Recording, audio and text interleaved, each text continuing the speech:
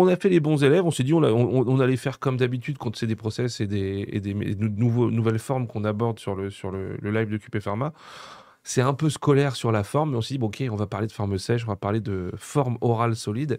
Qu'est-ce que c'est? Puis après, on va parler un peu de comment on les fabrique et toutes les spécificités. Mais qu'est-ce que on entend, Kéredine, au sens large, par forme sèche ou forme orale solide? Qu'est-ce que tu peux nous en dire?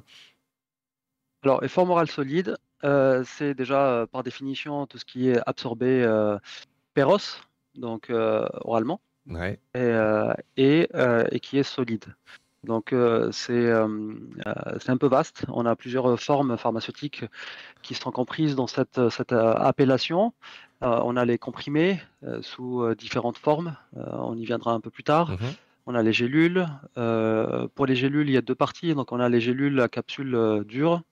Et on a les capsules molles aussi, Mhm. qui sont aussi considérées comme des formes orales solides, même si l'intérieur est plutôt Et liquide. plutôt liquide ou pâteux, ouais, c'est ça. Ou huileux même. Tout à fait. Ou même huileux, exactement, oui. Ouais.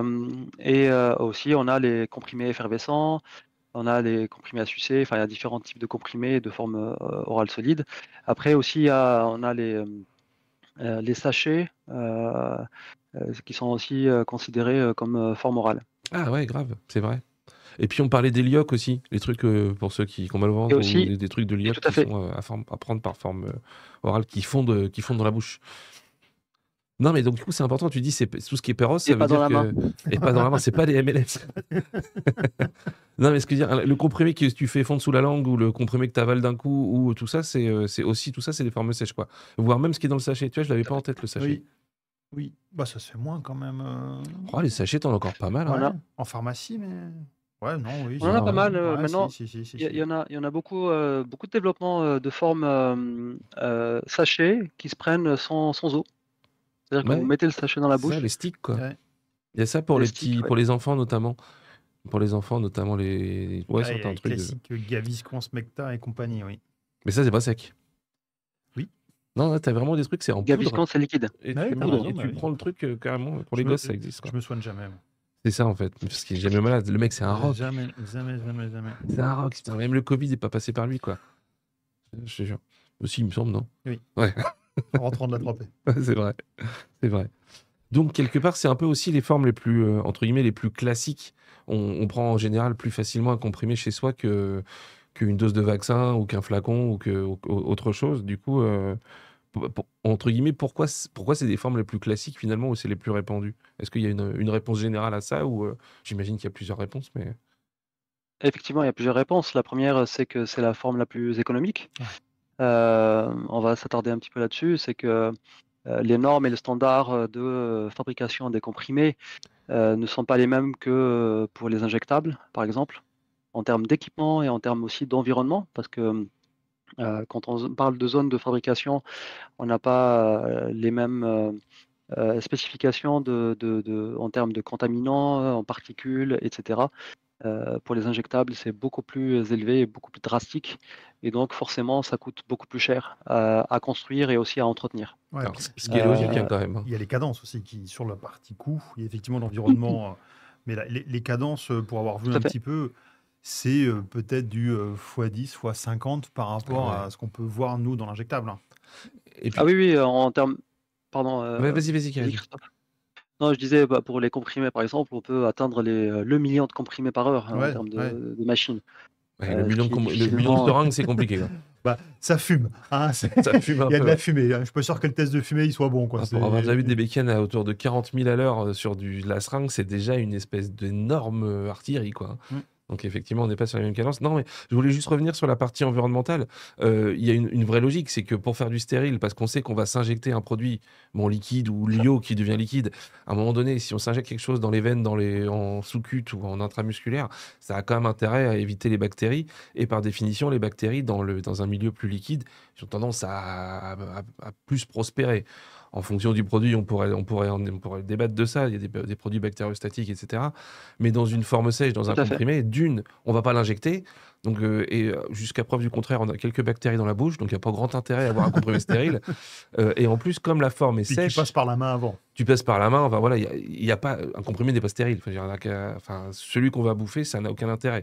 Puisque dès qu'on Tout ouvrirait, à fait. on ouvrirait le blister, on prendra le comprimé, il est déjà plus stérile, on met nos gros doigts dégueulasses dessus avec déjà plein de bactose, et puis on le met dans notre bouche qui, elle, en a encore plus. Donc, en plus du fait que je pense dans les formes sèches, par définition, et là il y a un indice dans le nom, c'est sec, et si c'est sec, il n'y a pas d'eau, et s'il n'y a pas d'eau, les bactoses, elles n'ont pas vraiment une énorme envie de prospérer. Donc c'est vraiment logique qu'économiquement, tu n'aies pas besoin d'avoir tous ces environnements très contrôlés comme on l'a dans le Tout à stérile, fait. parce que Tout c'est à dans la fait. bouche. Alors, on rassure quand même les non-avertis, c'est qu'on fait quand même des analyses microbio Oui, sur les formes Oui, sèches, produits finis pour voilà, nous assurer qu'il n'y a pas d'agents pathogènes très, très virulents ou des niveaux de contamination élevés. puis on fait pas ça dans un garage non plus, on maîtrise ce qu'on fait, mais on n'a pas un environnement aussi drastique avec des classes A, B, C pour faire du comprimé, ça n'a pas grand intérêt, quoi. C'est ça, c'est ça. Il y a Et Aïcha qui nous dit il n'y a pas beaucoup qui finissent à la poubelle. Oui, c'est sûr qu'il y a aussi des taux de rendement et des coûts de Ouais, non-qualité qui sont quand même plus favorables dans la partie forme sèche versus injectable. c'est vrai. oui, on n'a pas de problème de conservation de la stérilité sur les chaînes, etc. Et c'est rare quand même qu'on retrouve des produits finis avec des contaminations. C'est vraiment atypique parce qu'on fait quand même, il y a, en général, les équipements sont nettoyés, il y a des process de validation de nettoyage qui nous assurent un environnement propre et aussi les matières qui sont testées, analysées avant la fabrication. Et donc, on se retrouve rarement avec des contaminations en bout de chaîne, Mm, mm. Après, j'ai envie de dire. ouais. On a parlé de l'impact économique, mais il y a d'autres avantages aussi des formes sèches. C'est l'observance, la L'observance, facilité, hein. bah oui, parce que tout le monde Ouais. peut facilement se traiter et prendre son. Et donc forcément, ça va être beaucoup plus facile et beaucoup plus. Ça, on l'apprend en pharma, hein, quand même Oui, une observance qui est quand même bien meilleure. Qu'est-ce que c'est l'observance alors? Parce Bah, que, c'est matin, midi et soir, et tu fais matin, midi et soir, et ouais, tu, respecter la tu posologie, quoi. respectes bien Mm, parce mm. que si tu en loupes un, quand on parlait de biodisponibilité, bah, tu auras une chute dans le sang, ou si tu en prends trop, Mm, mm. une augmentation. Mais ouais, là, au moins comme ça, c'est facile à prendre, c'est souvent lié au repas. Donc généralement, tu as un taux d'adhérence à ton traitement qui est beaucoup plus fort qu'avec d'autres. tout à fait, oui. Puis c'est pratique, On- quoi. Genre, tu peux l'avoir Ah dans ton oui, sac, tu le prends, t'as pas besoin d'avoir une seringue ou un oui. truc, de désinfecter le bras avant de t'injecter un truc. Voilà.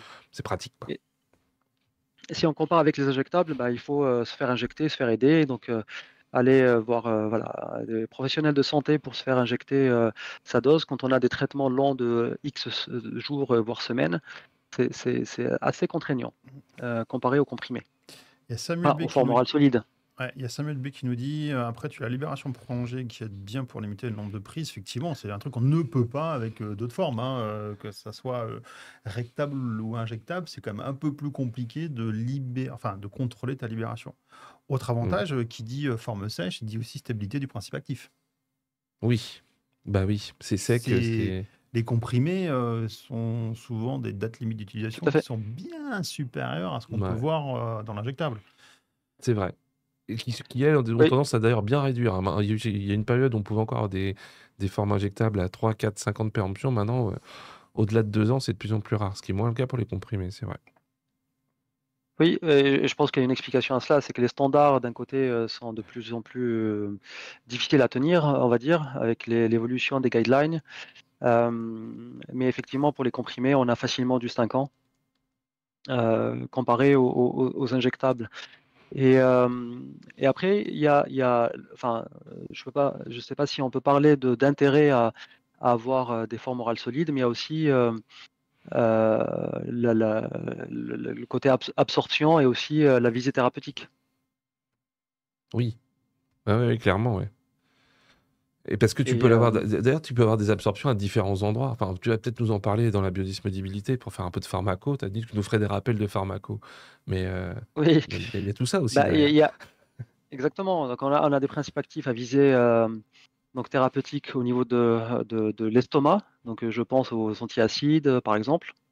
Et ensuite, on a des différents niveaux d'absorption. Donc, on a l'estomac, on a le duodénum et tout l'intestin, les intestins. Et donc, de manière assez systématique, on essaie de privilégier la forme orale solide pour des questions de coût.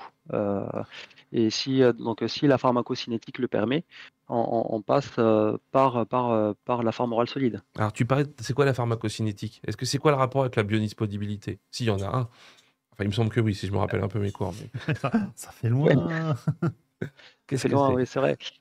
Alors, c'est les différentes étapes de cycle du principe actif, c'est-à-dire l'absorption, le métabolisme et l'élimination.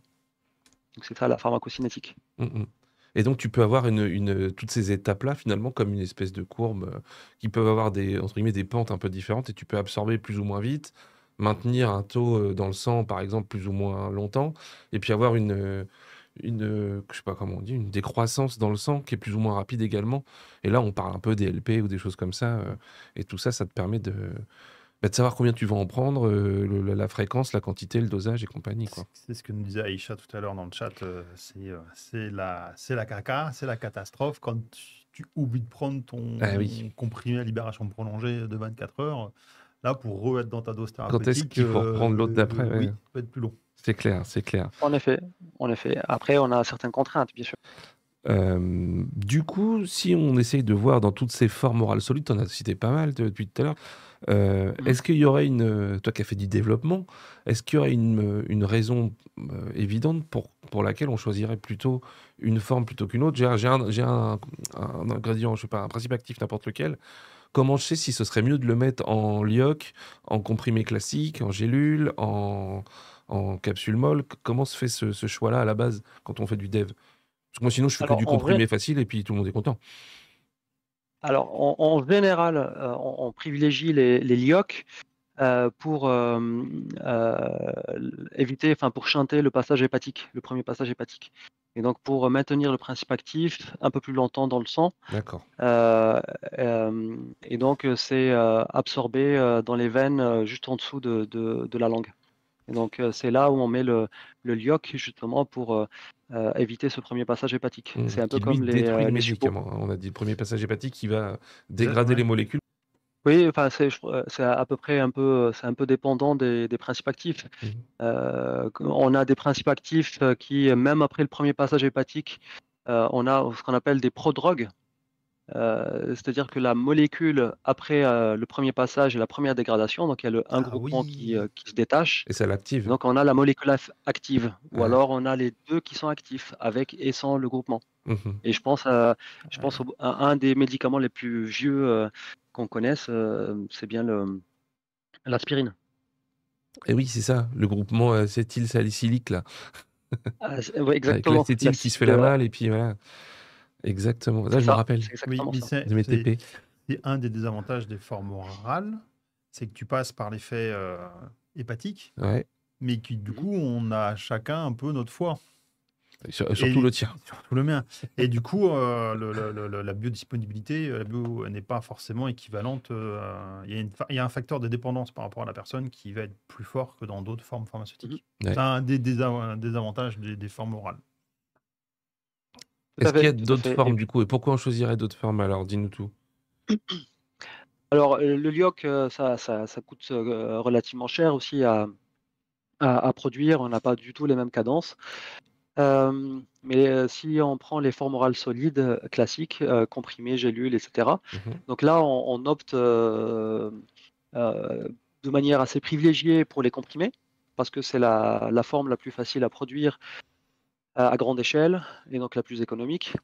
Et ensuite, on prend en considération plusieurs facteurs, à savoir la quantité, enfin la dose, donc la dose du principe actif dans la forme finale, Ouais. et ses propriétés. Parce que pour arriver à comprimer, il faut certaines propriétés, et notamment l'écoulement. Il faut une aptitude parce que c'est une contrainte physique et mécanique assez importante, la compression. Et donc, il faut des matériaux et des matières qui acceptent cette contrainte pour se transformer en comprimé. Et donc, en fonction du dosage, on peut avoir des limites à faire des comprimés. Ok. Je donne un exemple. Donc, si on a 1 gramme de principe actif, on est très dépendant donc de l'aptitude de ce principe actif-là à se transformer en comprimé. Mais quand on a quelques milligrammes à mettre dans un comprimé, c'est beaucoup plus facile. Mhm. Ça, c'est en termes de mécanique. Mais après, on a l'autre contrainte, c'est que c'est l'homogénéité de teneur, qu'il faut avoir la même dose dans chaque unité, donc dans chaque comprimé. Et donc, plus c'est faiblement dosé, donc on a moins de contraintes mécaniques par rapport à la compression, mais par contre, on a d'autres contraintes de teneur. Il faut avoir des comprimés qui sont dosés, qui soient dosés dans le range, Mhm. etc. Alors, l'homogénéité de teneur, pour vite fait en parler 2 secondes, c'est un des tests les plus, les plus iconiques de la pharmacopée. Et en gros, c'est ce qui permet d'assurer que, comme tu disais, Kyridine, sur l'ensemble des boîtes de médicaments d'un lot donné, on a entre guillemets, une teneur qui est stable sur chaque comprimé. On prélève pas, on prélève une quantité. Il y a des règles qui sont liées à la pharmacopée qui disent que enfin, il y a plein de règles dans cette uniformité de teneur. Et Tout à fait. en gros, qu'en fonction des différences, tu as des règles ou des reprélèvements à faire, etc. Mais le but ultime, c'est de démontrer qu'on a vraiment une teneur qui est continue et que si on attend d'avoir 50 milligrammes dans un comprimé, on n'en a pas 40 dans l'un, 70 dans l'autre, etc. Et qu'on est homogène, comme on le dit. Tout à fait, parce que le patient, in fine, doit avoir, enfin, peu importe, tous les patients sont logés à la même enseigne, donc ils prennent une boîte de comprimés, il faut qu'ils trouvent la bonne dose. Alors, j'ai une Et question à c'est la con, mais j'ai toujours eu en tête que justement pour les tout petits dosages du style, tu as des produits comme, j'ai en tête des stupes ou des trucs comme ça, où on parle carrément en microgrammes, ou les produits où tu as une marge, tu vois, du style les hormones comme Une marge thérapeutique faible et voilà, ou le plus lithium, ou forte. l'évothyrox, tu vois, les trucs qui sont vraiment où il faut pas se louper sur la dose. C'est plus pratique de le faire en comprimé et qu'on est encore plus précis sur du comprimé que sur d'autres types de formes. Mais c'est peut-être une connerie en fait. Qu'est-ce que t'en dis, Kérini? Est-ce que c'est plus simple d'avoir un truc très faiblement dosé et d'être stable en teneur avec du comprimé qu'avec d'autres formes? Alors moi, j'ai connu des produits qui étaient dosés à 25 microgrammes dans un comprimé. Ouais, Ça se fait Et pas c'était baiser. c'est pas beaucoup, hein. c'est pas beaucoup, ça a été difficile à mettre au point, et en plus, c'était de la compression directe.